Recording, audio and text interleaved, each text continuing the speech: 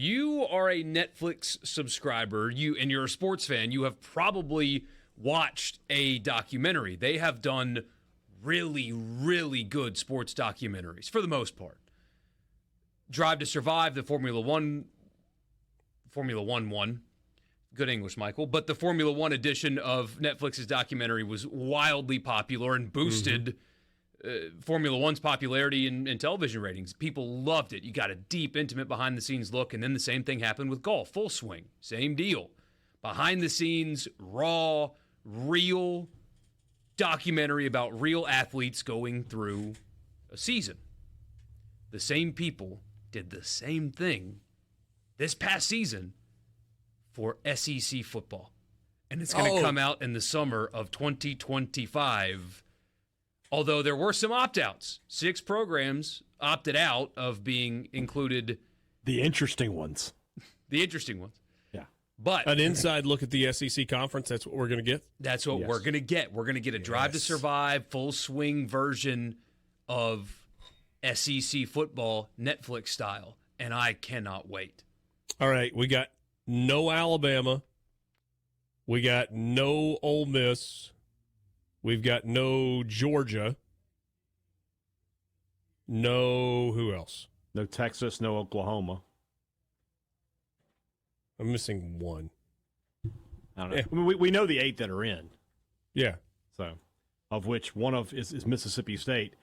And, I don't know if you've seen the movie Bird Box, but that's how I would have to be to watch that, where they're just like blindfolded the whole time. No, like the guy holding my eyes open to make me watch. I wouldn't watch a second of that. So apparently I missed out. I could have had this information months ago because the week they filmed, obviously I didn't go to the post-game press conferences this past year, right? I did my post-game show on YouTube. Yeah. They were at the post-game press conference for this particular game and made everybody sign waivers that, hey, you're going to be on TV, so we got to make this waiver. Guess what week they were here? Toledo. Oh. Bum, bum, bum, bum. I did have a buddy text me and said, thank God I won't have to watch the Kentucky game. And I said, buddy, you're going to get it from their perspective. That's even worse. Yeah. Yeah, that's. I would imagine that's. Well, I don't know. You got to think that it's got to be home games, right?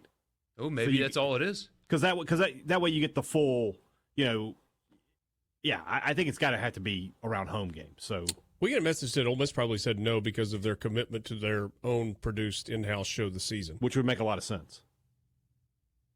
But doesn't everybody do their own? No, State doesn't do anything like that. And not to the extent that Ole Miss does. the level that the season is done. Because Kiffin's not one to turn down publicity, but that's a good point. Like Ole Miss already has this. Yeah.